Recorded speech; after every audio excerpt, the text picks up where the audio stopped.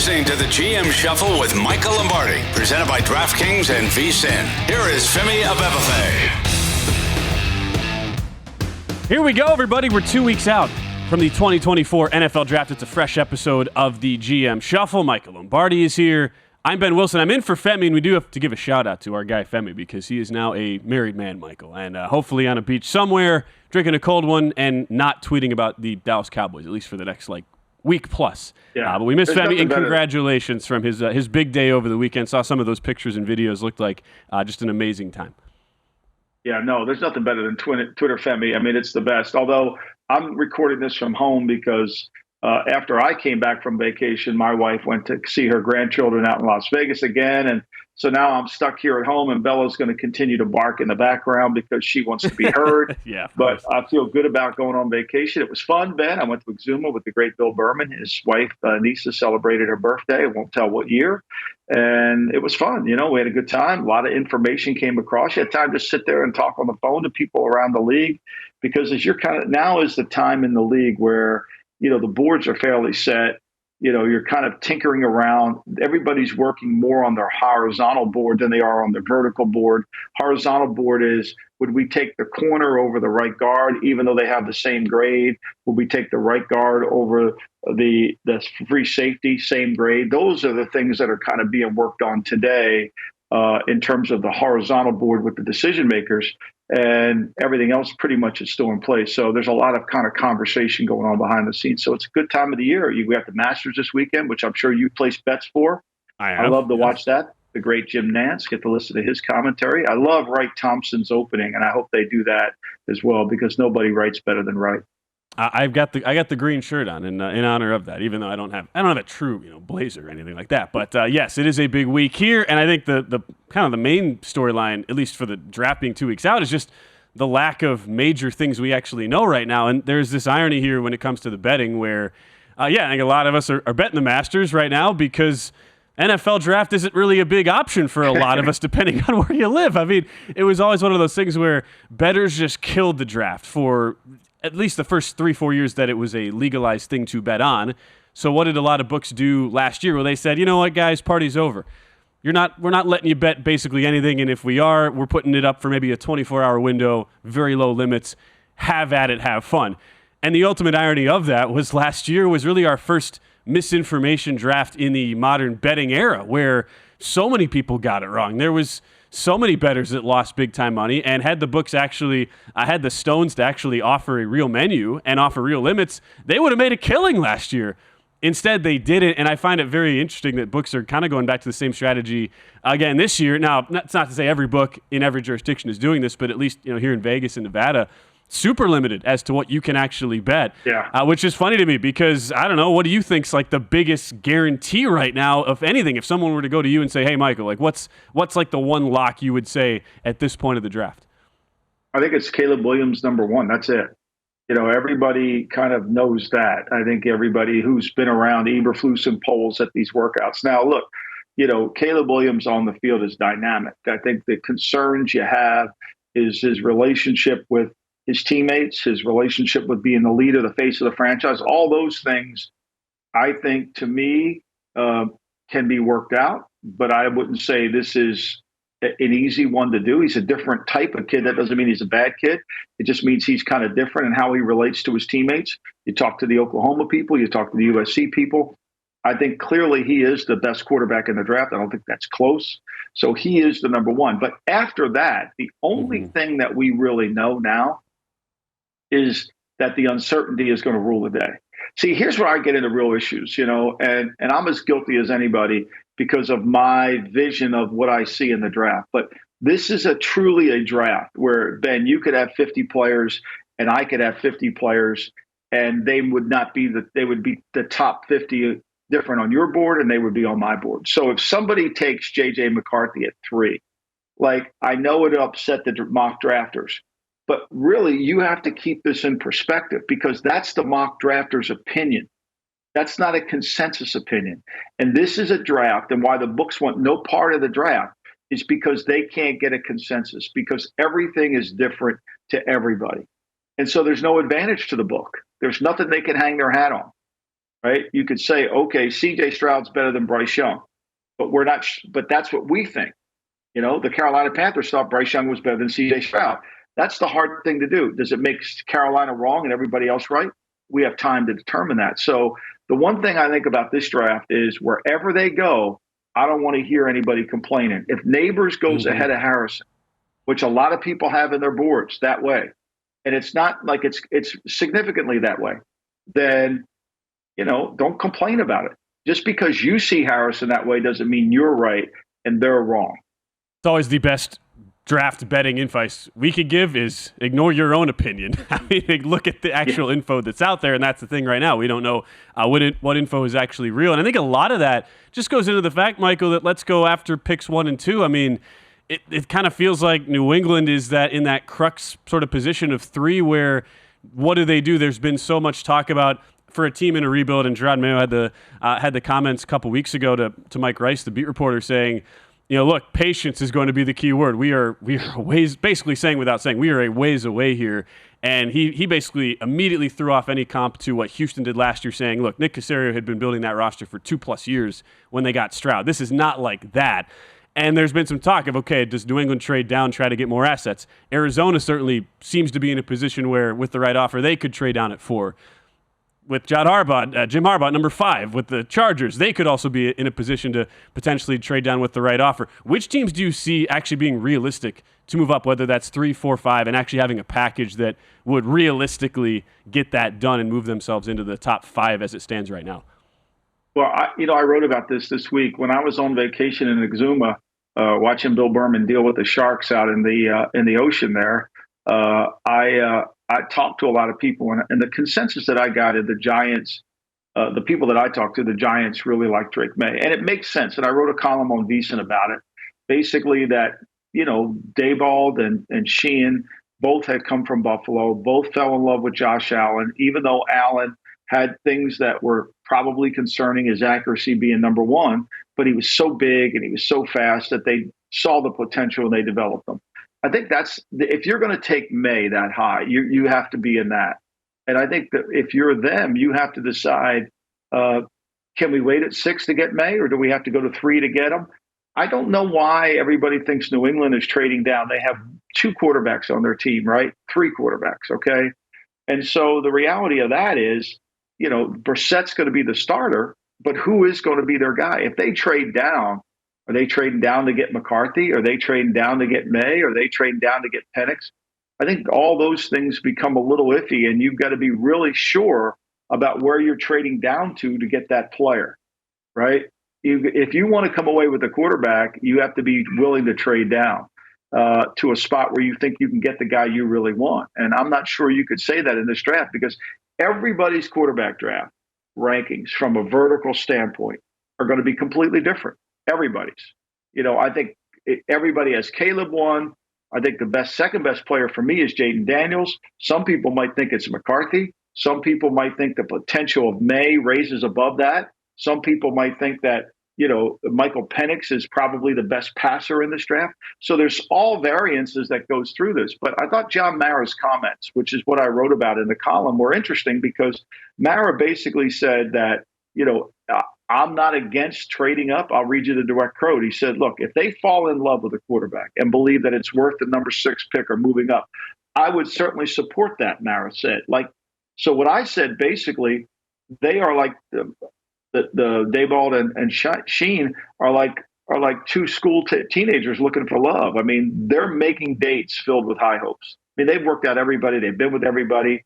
And I think ultimately what they want to be able to do is convince Mara they fell in love to get the I do from Mara, which is, there's nothing wrong with it. I think, to me, the reality of it is I know they signed Drew Lock as the backup, but why would they brought Russell Wilson if they don't see the need to make this decision? So I think that's kind of what the intrigue in the draft is. What will the Giants do? What will the Raiders do? Right? What's Minnesota going to do? Is Minnesota going to sit there and wait for next year and get 2 more good players on the team? We shall see. Minnesota at 11, Las Vegas at 13. I think so much of what you say is It's funny. It is reflected in the odds in a certain sense, but we've also come to learn that draft odds specifically are the ones that have the most variance and can move the quickest. So Jaden Daniels now up to minus 165 to go second overall. Maye is favored to go third. McCarthy shortly behind him.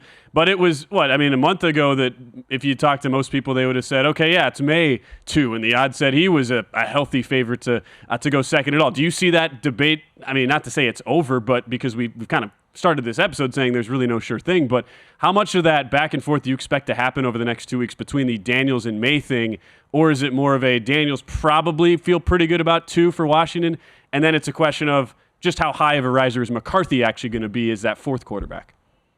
Well, I think it's hard to predict what Washington will do because you got Cliff Kingsbury in there. You've got Dan Quinn. If you just look at their free agency, Dan Quinn has huge effect on personnel, even though Adam Peters is the general manager and he's got complete control.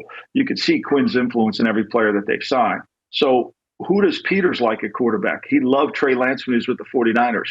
Does that mean he would love somebody in this draft? Is it Maye that has that potential to really rise? I don't know. I think that remains. I'm not sure Washington really knows yet.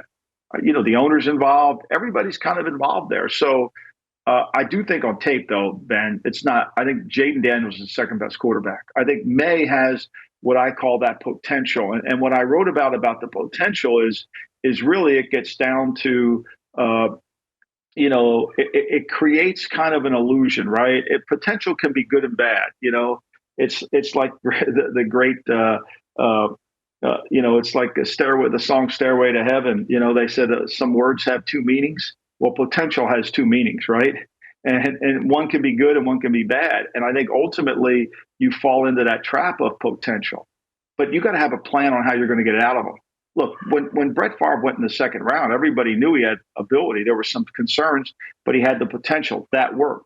Josh Rosen, everybody thought he had potential. That didn't work. So that's going to be really the interesting line here. But when you look at Maye, and we'll figure this out after the break, when you study Maye, there's as much wrong with the North Carolina offense as there is with his inability to make all the plays. No question. Still so much to be decided on that front. We'll continue the draft talk up next. We also have some headlines to discuss as well. A game in Brazil has been set. There's some legal issues around the league. We'll talk about it all on the other side of this edition of the GM Shuffle.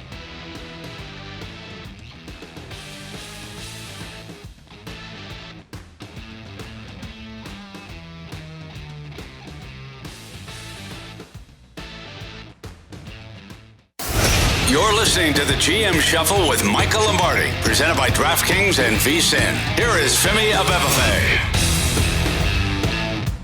Continuing the quarterback talk at the top of the NFL draft, I'm Ben Wilson again in for Femi Abebefe. Michael, we talked Drake Maye in North Carolina. He's the favorite right now to go third overall at minus 130, but in draft betting, that's a very tepid favorite hold. That could certainly fall. It could also rise, depending on what people actually view him as. And it's such an interesting case study and a prospect because of the way his offense was set up at North Carolina. I know it's something you've dove into a lot, but we didn't see Maye at the Senior Bowl. Didn't see him kind of independently showing off some of the skill set he has. So when you've kind of done the breakdown on the X's and O's, what do you see in Maye, and what do you think the scouts and the GMs are looking at on him right now? Well, I mean, the hardest thing to do about quarterback is to understand what he's being asked to do. And because you're not in the staff meetings, because you're not in the installation, because you don't understand the whole offense, you just grade the production.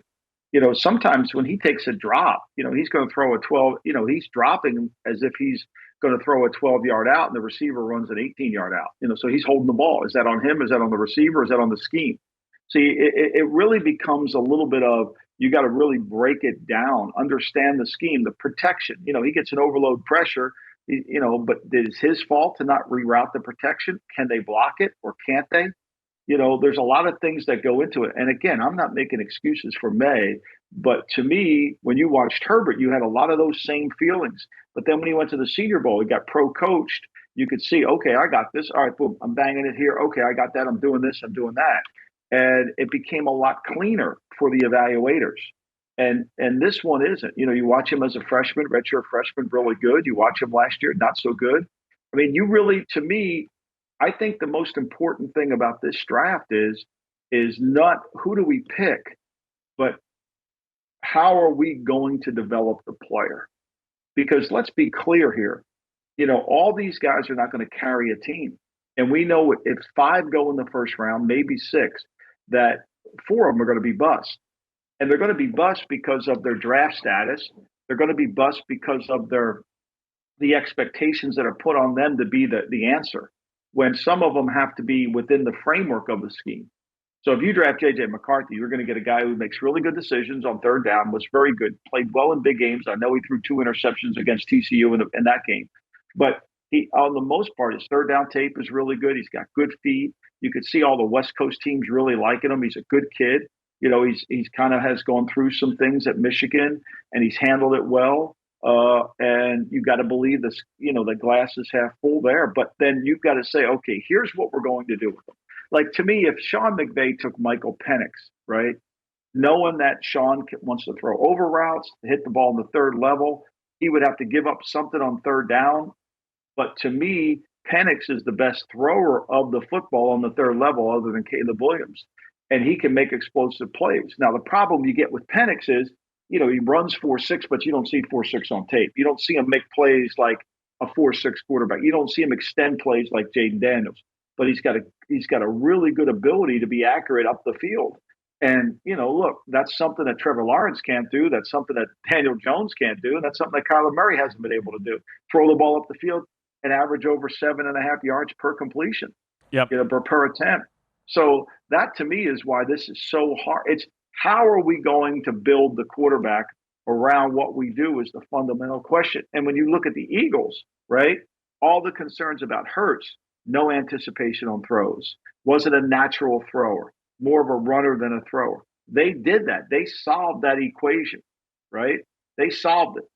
And they had a plan for it. And then the kid got better within the plan. He accepted coaching. See, here's the other thing. Which of these 6 are going to embrace coaching? This is where Maye keeps moving up, because May's going to embrace it. Maye wants to get better. I'm not saying Caleb doesn't, but I think Caleb's going to have to really buy into the coach who's coaching him for him to constantly get better, like Kyler Murray would have to, like any other quarterback would. So that's to me is the ointment. That's really where you get into some trouble. It's what made the Houston thing so special last year, because Nick Caserio, it's not like the cupboard was actually bare. As much as we talk about, okay, CJ Stroud is just the difference maker, like it kind of became belatedly known right after the fact, but what he set up Stroud to do was pretty incredible. In his, for Stroud year 1, it was year 3 for Caserio, and at least the the pieces he was able to put in place. I think it's kind of like figuring out, is there a team out there that maybe has these hidden building blocks in place, whether it's in the trenches or some of the skill position players we just don't know about yet, that can come out of nowhere, because that's what we always wonder, right? It's like, who can go worst to first? And as much as it's the narrative is, okay, it's that quarterback who can do it, it's also, all right, what pieces are around him? And I just wonder, is there a Houston of 2024 that is kind of just sitting there down in kind of the situation where nobody really expects anything out of them? They don't see the skill position players being all that great, and yet they've got people around a potential franchise quarterback who they're going to draft who can actually make a difference. I don't know if there's an answer to that. That's what I'm trying to figure out, at least right now. Well, I think, Chicago would fit that description, right? I mean, they have the first pick overall in the draft. They played better defense when they were healthy last year.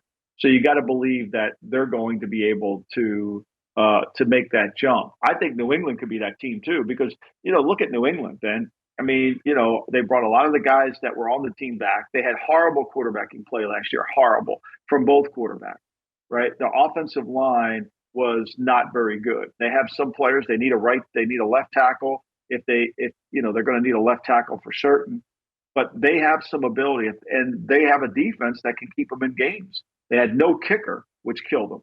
So they could be a team that could move there. If they get any kind of quarterbacking play, they could do it. And it's the same thing. And when we say any quarterbacking play, we mean a quarterback who's going to come in and make the players around them better. I think that's the other thing. What we don't talk enough about is, who great quarterbacks make the players around them better. Everybody keeps saying, well, he doesn't have enough skill around him. Well, okay. All of a sudden, Brady's won Super Bowl without a lot of great skill around him. The quarterback drives the skill. Now, I'm not saying you can have slow receivers, but he makes everybody better, just like the point guard in basketball makes everybody better. So for me, I think that's it. And what quarterback can make everybody better? I don't think Maye is going to come in as a rookie and make everybody better.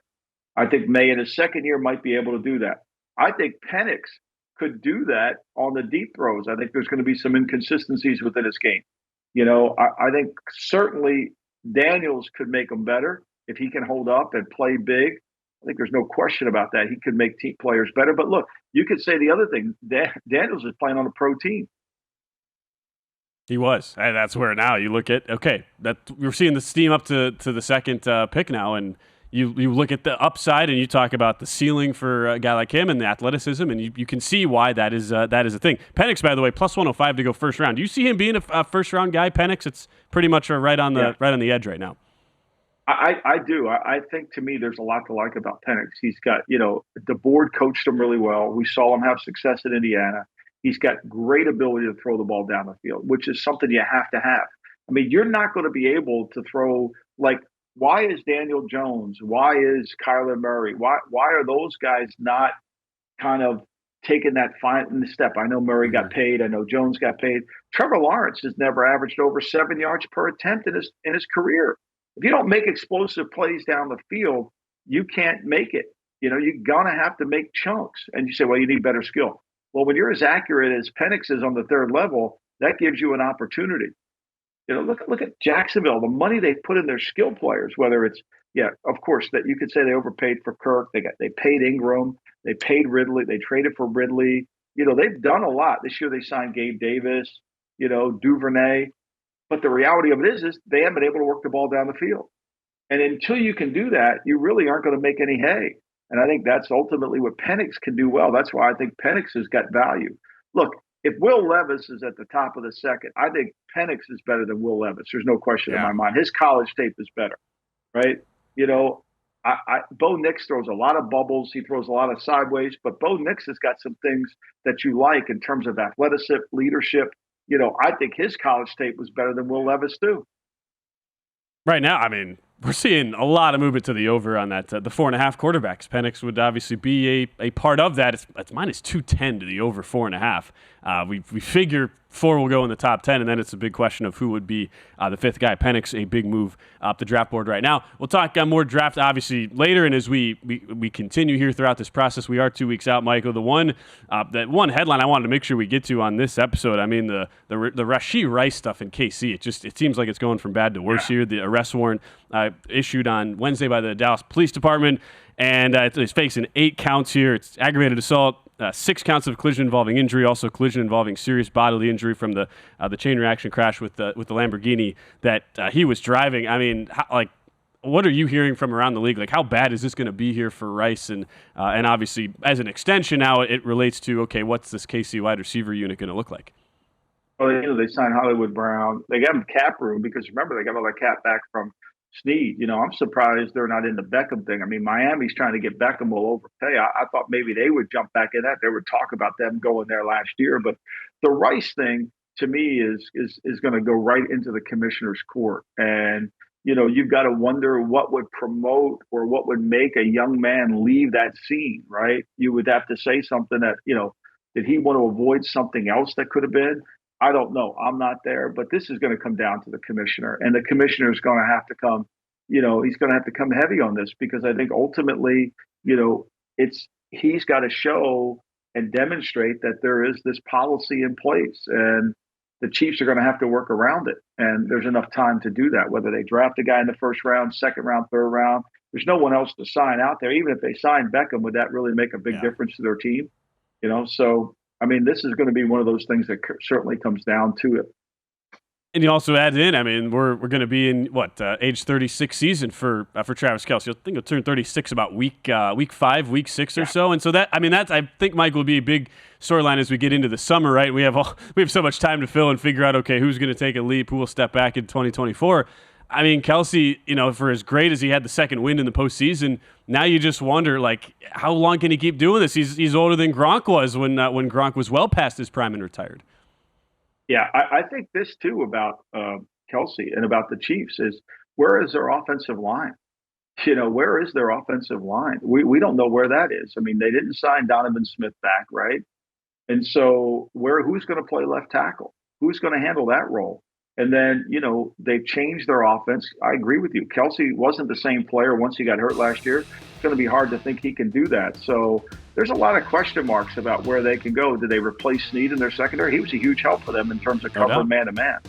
Odds of the first player drafted, Chiefs are now minus 110 to take a wide receiver, plus 145 to take an offensive lineman. Some movement, as you would expect, toward the wide receivers. That does it for us on our DraftKings Network content, though. On the podcast side, stick around. We'll wrap up this edition of the GM Shuffle next.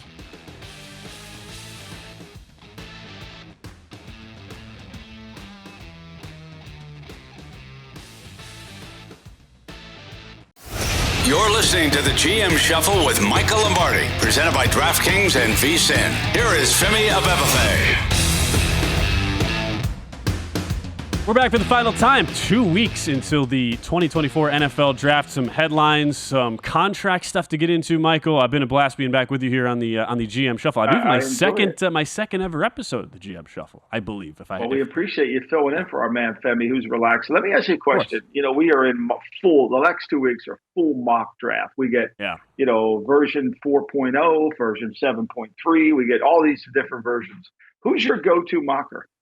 I've learned I don't trust one guy. I go there's the mock draft report site, like the database where it lists everybody, and to be honest, I'm looking at basically like an average of about 20 because you're gonna have guys who I feel like kind of, especially in a year like this, right, where there's so much uncertainty, just sort of go off the rails to try to get a headline, right? Like this guy just projects some totally, some random guy to go to, that's not even, I guess the equivalent with that if somebody was like, oh yeah, J.J. McCarthy to go 2, and or like a Malik Neighbors, something just out there.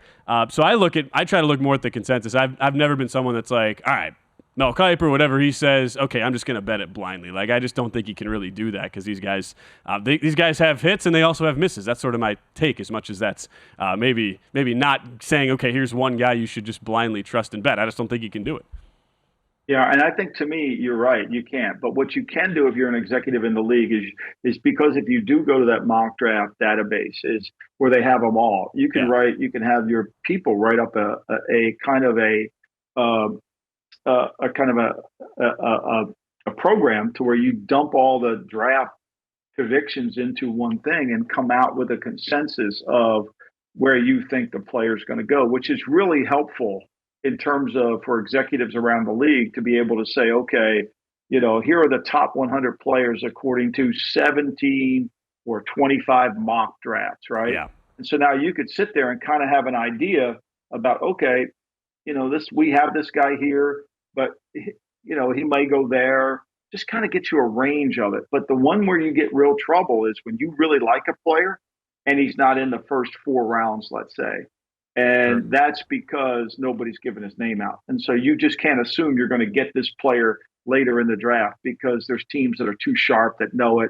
There's really no secret. So, yeah, I think there's value in that. I don't think there's value in being accurate with the prediction. I think it's way too hard and too many people lie. I really do. What I would say, too, so, yeah, there's the NFL mock draft database.com. I was just making sure I had the right website on that. What I also do, let's say, I'm looking to make a bet on a certain guy, and I'm wanting to just make sure, I want to look at several guys at least outside of just the database and see, okay, are they kind of in lockstep with what I'm thinking here before I pull the trigger, saying a bet?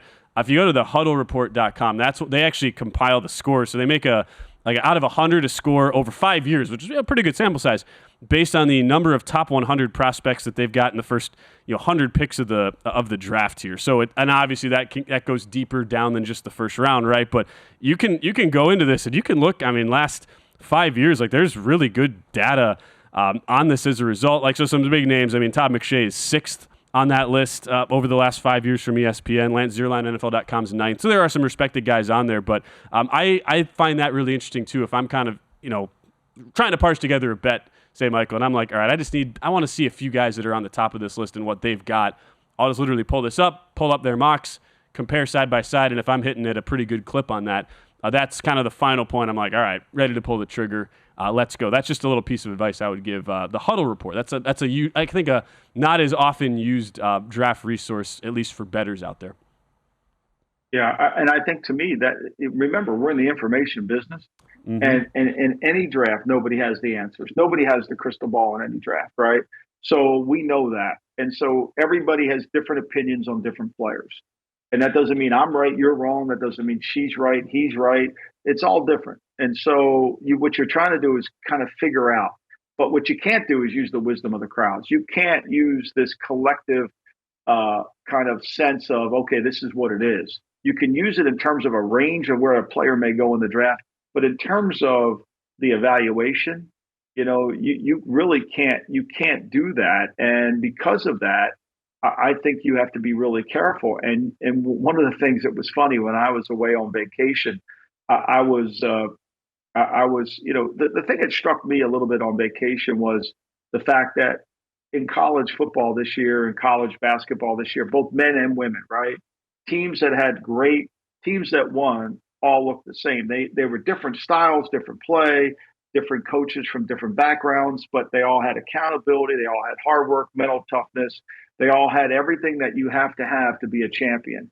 And the one of the things that I think what we have to do is when I was away on vacation, read a book about Teddy Roosevelt. He had a great quote in there that I think is really, it's kind of almost perfect for the NFL mock draft. He said is about his relationship with the presidency. He said, I do not represent public opinion. I represent the public. There's a wide difference between the two, between the real interest of the public and the public's opinion of those interests. I must represent not the excited opinion of the West, but of the real interest of the whole people. And to me, that quote applies. That quote is a job description for somebody making draft picks. No question. That's a great way to phrase it as well. And I'm curious to see, because, like you say, we're a lot of these guys, it's mocked like 7.3 or whatever. But usually the ones in the last week are where you really kind of feel like, okay, this is where they're just not throwing stuff against the wall. This is stuff that feels like there's more conviction behind it, at least. That's always been my thought as we get closer here. So we'll be keeping an eye on all that. Want to get just some rapid-fire thoughts from you, though, Michael, some extensions that have been handed out since our last episode here. Rapid-fire thought, like in a 30 seconds each here. And do any of these actually move the needle for you? Let's go Patriots. Well, their most versatile defensive player, Kyle Duggar, 4-year deal worth up to $66 million. Is that a deal, a needle mover for you on Duggar? Well, I think it's another player that they've re-signed to their team, right? When you break down their team and you look at, who they brought back, Hunter Henry, Kendrick Bourne, Kyle Duggar, Josh Uche, Jennings, Rieger, Michael Awanu. They've kind of signed back a lot of their players, right? And they've added some players to it, whether it's Gibson, Brissett, KJ Osborne, all those. But I think it does help them. And, he kind of gives them some continuity on defense because I think that's really important. You need that so badly on defense. You need to have that continuity. And if you're going to continue on and if they're going to take that step with the quarterback, right, Ben? If they're going to be that team, then they have to have continuity. As you have said, it was not an offensive issue for New England last year. Finished top 5 in a lot of defensive ratings, so it would make sense that they'd bring back, especially a guy like Duggar who can play multiple positions as well here for 2024. How about the Jags? Sticking AFC, Josh Allen, the pass rusher, Josh Allen, 5-year, $150 million deal. Well, look, everybody wants a pass rusher. They're hard to get. When you get one you like, I think certainly that makes a huge difference for your team. Now he's got Armstead playing next to him. If he can stay healthy, it gives him another inside guy to go with, along with Robinson in there. So yeah, I think that's look, one of the things you want to do when you're building a team is you want to get the quarterback and you want to get somebody to rush the quarterback in the fourth quarter. And obviously Jacksonville I think it's a huge year for Jacksonville. Huge year for Jacksonville. No question, especially with the Lawrence piece of that, too, on the other side of the ball. How about Derek Brown, 4-year, $96 million extension for the Panthers, like really the lone bright spot that Carolina had a season ago? Well, I think this, Ben, anytime you can get a 3 technique that can play the run and rush, you got to take them. They're hard to find. That's why the Raiders paid Christian Wilkins all that money. That's why, to me, it's, I don't know why Miami wouldn't have re-signed Wilkins. They should have. To me, he was a big part of their defense. They're trying to replace him. But Miami gets eyes on skill players as opposed to what really wins the game. I think this is a good signing for Carolina. They had to do it. Look, it just proves the point. When you turn out a 3 technique like the Raiders did last year to take, now I hope they can get a rusher on the edge. That's great. Kuntz ended up playing really well. But if they would have had, if they would have had Carter inside, I think all of them would have played better. Now they signed Wilkins, So I think anytime you get a three technique, you better take them. They're a rare breed, three techniques. Rare. No doubt. They're as rare as quarterbacks. What's also rare is having an O-line that is staying put and is a unit that is not only experienced but also really, really solid and avoids injuries. And that's where Philadelphia's had such a luxury there the last couple of years. But now you have some transition here with the Jason Kelce retirement, and they do give Jordan Mailata 3 years, $66 million. So they at least get one piece back on that vaunted O-line. But I'm sure a lot of questions are going to be had on how does that Philly O-line now look as they go into some transition. I think Philly's going to be really good. They didn't lose their line coach, and he's the key to the glue. Yeah. He's the glue that holds it all together. And look, Mailata's the guy they drafted in the 7th round, and the same draft they draft Dillard in the 1st round. And, they hit. And that's why all these people that grade drafts, I mean, when you get somebody, you get somebody in the 7th round or as a college free agent that fills the void of somebody you picked in the 1st, that's a great draft. That's a great draft. So for me, that makes sense. I mean, this is a really good player, and they have one of the best line coaches in football. When you have that as a personnel guy, that's utopia. And it's wild. They opened the year in Brazil. Our producer, Elliot Bowman's looking up flight options for us in Sao Paulo. I want to go. I want to go with my dad. As we're Packer, being from Wisconsin. A lot of cheeseheads.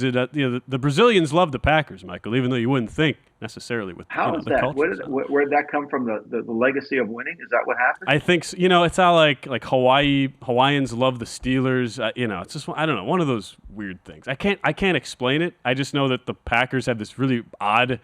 People around the globe just connect to Green Bay in this really weird way. I mean, it's part all the success that they've had. But yeah, that'll be that's the first ever game, not only in Brazil, but it's also a season opener, and it's on a Friday, which I can't really wrap my head around. But I would love to go. I love that it's on a Friday. I mean, is that Labor Day weekend too, or no? Is it the weekend after? Weekend after. Yeah. I love it. I mean, Thursday, Friday. I mean, then we get a game on Sunday, Monday. I mean, is there anything better that we get college games on Saturday? Look, I mean, the women's basketball tournament outranked the men's in ratings, which was incredible, which is great for sports. I love that. Al Davis would have been so happy to know that. But to me, this football is remarkable, how they just continue to dominate, and they're going to take every single day of the week. I love it. I'm just glad, because usually like those Thursday, Fridays, especially going into college football, you're stuck watching only because it's early in the football season. You're like, you know what, I'm going to get fired up about Jacksonville State versus Middle Tennessee on some cable channel that I have to go into the 400s to find on a Friday night. No, instead you get to watch Packers, Eagles. You kind of feel like, and I'm sure Eagles fans are I'm sure on the one hand it's like, oh great, we play in Brazil, but to take away, and that's a home game for Philly, to take away a home game at the Link, for a team that already has a lot of question marks around it, I mean, that's I kind of feel like I'm getting the shaft there if I'm a Philly fan. But you wonder why the cap goes up as much as it does? See, people complain about this, but this money that they're making going overseas, wait till we start playing more in Germany. Wait till there's a team in Germany or a team. I mean, this is just, and the players share in this. So on one hand, it hurts the fans, but on the other hand, it really expands the game, and that's what has to happen. And this is exactly. I mean, exactly. Packers are the last team who went overseas, and they played in London, and then lost as an 8-point favorite outright to the Giants. And as a Packer fan, I'm like, I never want to see the Packers play an international game ever again. And now here I am, a year and a half later, and I'm all in. I'm like, this is awesome. Sign me up. Packer takeover in Sao Paulo. So your perception. I'm excited for it. I mean, two good young quarterbacks. 100%. Jordan Love. I think the Packers are going to be better defensively this year with Halfley. I have a lot of high hopes because you got Josh Jacobs. Philadelphia has changed their team completely with Saquon Barkley coming in. I mean, I'm excited for it. And both quarterbacks, Hurts is going to have to take a giant step. See, Hurts is such an interesting guy because when he came in there, he was connected to the team. Last year, there wasn't a connection to Hurts and the team. That's got to change for them to get back. No question. Ken, we will have a lot to talk about that as we continue as well, that Packer-Eagle Week 1 matchup. One quick contract thing to hit before we get out of here that has kind of changed since the news broke with the Stefon Diggs to the Houston Texans deal. So the Texans added 4 void years to his deal, and they moved some guarantee money into this year's contract. So basically, he's got like a 1-year, $22.5 million deal. Could be a free agent in 2025. Can you just explain the thought process, at least from your perspective, why they would do that there in Houston? Well, I think they made it really clear that they know that he's probably not a long-term solution to any of their issues. So, Of course, Bella's going to make sure she's a part of this. Bella And loves Steph Diggs, obviously. Oh, obviously. Clearly she does. But anyway, I think to me, Nick knows that he's not the long-term solution. And to enter into a long-term deal and have cap money carrying forward with him isn't a smart move. So it's a one-year thing, plus they get to evaluate him. Makes sense. I get why they would do it. I mean, especially with some of the struggles he had toward the end of the of his tenure there in Buffalo. So I'm glad we could get your thoughts on that. Again, we'll have another episode coming up on Monday. I just we've got all the screens on here as we're doing the episode. The breaking news is we're literally recording, Michael. The OJ Simpson, 74 years old, has passed away from apparently a battle with cancer. So that was not something I think anybody had on our radars. But OJ Simpson passes away. Yeah, O.J. Simpson passed away. It's interesting how the Hall of Fame continues to keep him in there based on the off the field. I know he was proved innocent, but not in the civil court. Same thing with George Preston Marshall, which I wrote about in Football Done Right. I think to me, sometimes these Hall of Fames, it's not like the Supreme Court. You don't get a lifetime guarantee to stay in there. Yeah, no, said it well. I wouldn't have anything else to add. But yeah, OJ, that's again, I don't think anybody had had him on the radar, but passes away at 74 due to a cancer diagnosis. And I think that's all I've got for today. Again, we have another episode on Monday here, Michael. We'll have more draft talk. I'm sure there will be some more contract stuff coming out, more news as there always is around the league since it is a 365-day venture here, the National Football League. But always a blast being with you, sir. I'll be with you Sunday here on the Lombardi line on the air, so stay tuned for that. Look forward to it. Thank you, Ben. Thanks for fitting in. Hey, absolutely. Have another cocktail on up. Another one, yes. Pina colada. I feel like that's Femi's drink. That's just my hunch, but I've drank it with Femi a couple times. I think you're right. I think I am right on that. Sneakily am. All right, for Michael, I'm Ben. We'll catch you next time right here on the GM Shuffle.